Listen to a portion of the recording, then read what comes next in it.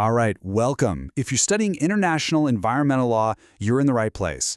We're about to do a deep dive into the foundational principles you absolutely have to know. Think of this as a masterclass designed to cover the core concepts, the landmark cases, and the key treaties that make up the backbone of this entire field. So here's the game plan. First, we're going to get the basic grammar down. What's the real difference between a principle and a rule? Then we'll get into the absolute cornerstone of the whole system, this constant tug-of-war between a state's sovereignty and its responsibility not to cause harm. After that, we'll build on it, looking at prevention and cooperation. Then we'll try to decode the massive concept of sustainable development, and finally, we'll tackle a tricky one. What do we do when science isn't 100% certain? That's the precautionary principle. Okay, first things first. Before we can get into the really big ideas, we have to get our terminology straight. You see, in international law, the difference between a principle and a rule isn't just about semantics. It's a huge deal. It has real-world legal and political consequences that basically shape everything we're going to talk about today. And this isn't a new debate either. This idea goes way, way back. This quote from an arbitration case back in 1903 gives us the classic starting point. A rule, that's seen as something practical, a direct command. It's binding. A principle, though, is something different. It's more like a general truth, a north star that guides our actions, but doesn't necessarily tell us every single step to take. So here's the bottom line. A rule is kind of like a red light. It's an all-or-nothing situation. When it's red, you stop. Period. It forces a specific decision. A principle, on the other hand, is more like a drive carefully sign. It doesn't tell you to drive at exactly 25 miles per hour. It gives you a reason, a legal reason, that has to be taken into account. It pushes the decision in a certain direction, but it has to be weighed against other factors. It's not an automatic command. And trust me, this is not just some academic theory. During the really intense negotiations for the 1992 Climate Change Convention, this was a massive sticking point. Generally, the developing countries really wanted to include a strong list of principles, but the developed countries, well, they were nervous.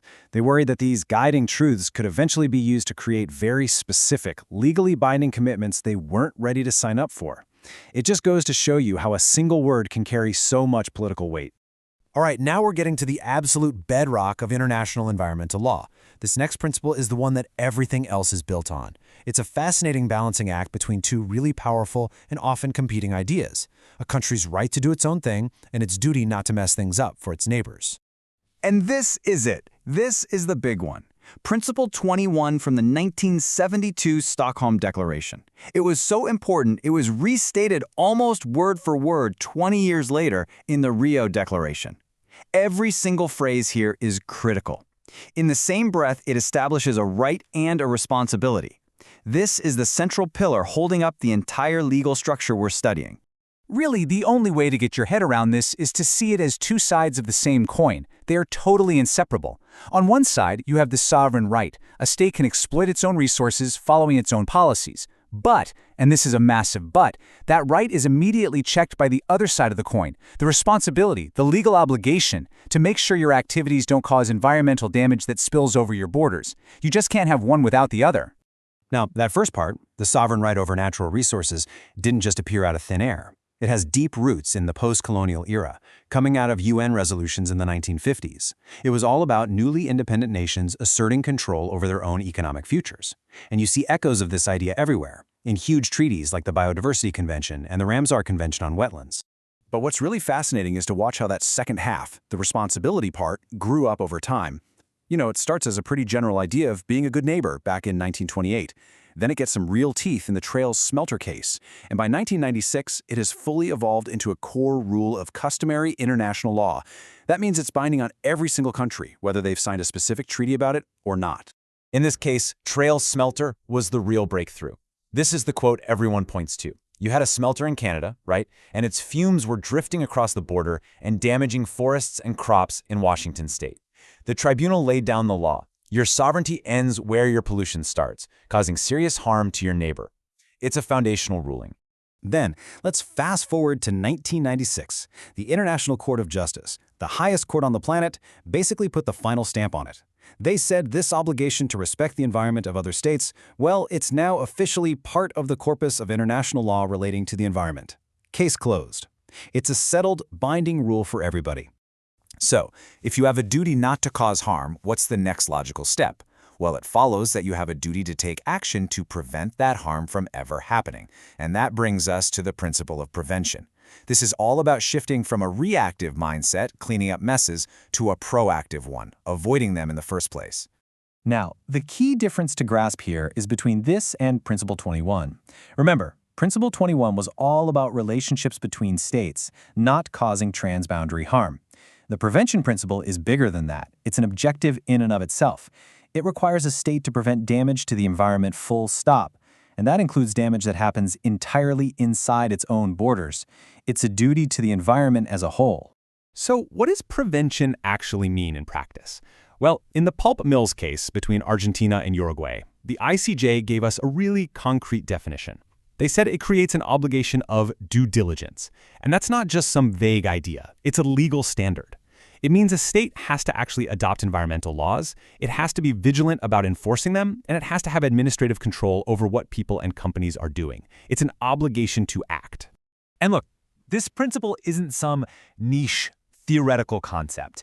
It is everywhere. It is written into the DNA of pretty much every major modern environmental treaty you can think of, from the law of the sea to air pollution to climate change.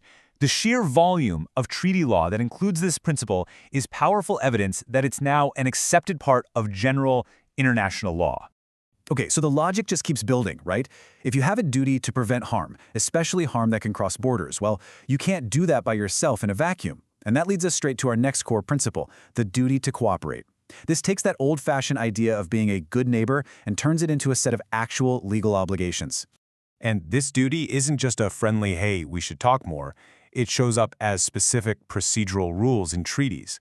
We're talking about things like being required to do an environmental impact assessment for a big new project.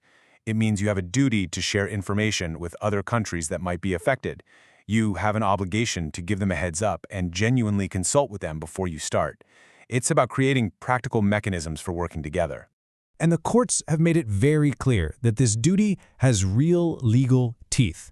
In the Mox plant case between Ireland and the UK, the International Tribunal for the Law of the Sea didn't mince words. It called cooperation a fundamental principle. But here's the kicker. It said that rights arise therefrom. What that means is, if a state fails to cooperate, it's not just being unfriendly, it could be violating the legal rights of another country. And that wasn't just talk. The tribunal actually issued a binding order in that case. It literally commanded the UK and Ireland to cooperate. They had to exchange information about the nuclear plant, they had to jointly monitor the risks to the Irish Sea, and they had to work together to come up with pollution prevention measures. It's a perfect illustration of a court turning a general principle into concrete, mandatory actions. Okay, let's switch gears and tackle what is maybe the most influential, most talked about, and probably most complicated concept in this whole field: sustainable development. At its core, it's an attempt to find a way to balance the demands of environmental protection with the demands of economic development. This is the classic definition everyone quotes from the 1987 Brundtland Report. It sounds simple, but it's packed with meaning. You've got two key ideas in there. First, the concept of needs, especially the essential needs of the world's poorest people. And second, the idea of limitations, a recognition that our planet can only take so much. It's about finding that sweet spot between human well-being and planetary boundaries. Now, for a legal analysis, this big idea can be a bit slippery, so it's helpful to break it down into 4 interconnected legal elements. Think of these as the building blocks that give sustainable development its actual legal substance: intergenerational equity, sustainable use, equitable use, and integration. First up, intergenerational equity. This is really the moral heart of the whole concept. It's this idea that our generation doesn't own the planet. We're just borrowing it from our kids. We hold the Earth in trust, and we have a responsibility to pass it on in good shape for what the ICJ once beautifully called the generations unborn. Second, we have sustainable use. This is where the rubber meets the road. It's all about creating legal standards to control how fast we exploit natural resources. And as you can see, different treaties have come up with different standards. You have maximum sustainable yield, which is common for fisheries. Basically, what's the most you can take without crashing the population? But then you have more flexible ideas like optimum yield or rational use. The point is to put legal limits on our rate of consumption. Third is equitable use. Sometimes this is called intragenerational equity. So if the first principle was about fairness between us and future generations, this one is about fairness between countries right now. It mostly applies to shared resources, like a river that flows through multiple countries. It means one state can't just hog all the water and ignore the needs of its neighbors. And the ICJ actually found a violation of this in a famous case involving the Danube River. And finally, we have the principle of integration. Honestly, this might be the most revolutionary part of the whole idea. Rio Principle 4 says that environmental protection can't just be some separate thing you tack on at the end. It has to be woven into the very fabric of the development process. You can't have your finance ministry trying to maximize growth over here and your environment ministry trying to clean up the mess over there. They have to work together from the start. All right, we've arrived at our last principle, and it might just be the most controversial one. It tackles a really tough question. What do you do when you have good reason to believe something could be catastrophically harmful, but you don't have 100% ironclad scientific proof yet? This is where the precautionary principle comes in. This is the classic formulation from Principle 15 of the Rio Declaration, and it's a really radical idea because it flips the traditional burden of proof on its head. Historically, you had to prove something was dangerous before you could regulate it. The precautionary principle says, not so fast. If the potential damage is serious or even irreversible, a lack of full scientific certainty can't be used as an excuse for doing nothing. It gives governments the green light to act now to prevent a potential disaster, even with incomplete information. Now, what's really fascinating here is that the devil is in the details. The core idea is the same, but the exact legal wording changes from treaty to treaty. Look at the threshold for when you can take action. The Rio Declaration sets a pretty high bar, serious or irreversible damage. But then you have something like the Bamako Convention on Hazardous Waste, which has a much lower trigger. It applies to things that simply may cause harm. Some versions mention cost-effectiveness, others don't. And these small differences in wording can have huge implications in a real-world legal dispute. And this principle is so powerful that it's actually started to leak out of environmental law and into other fields. In a massive trade dispute about the EU's ban on hormone-treated beef, the World Trade Organization's highest court acknowledged that the precautionary principle is now part of international trade law. So you can see how this way of thinking about risk is becoming a major cross-cutting legal theme, impacting everything from ecosystems to public health. So after all that, what's the big takeaway? It's that these 6 principles, from sovereignty to precaution, they aren't just historical legal texts. They are the dynamic, living framework we use to debate and try to solve our planet's biggest problems. They are the language of global environmental governance. And as we look ahead, the real question is how the law will continue to balance these powerful and often competing ideas to help us navigate a future that's filled with more ecological stress and more scientific complexity than ever before.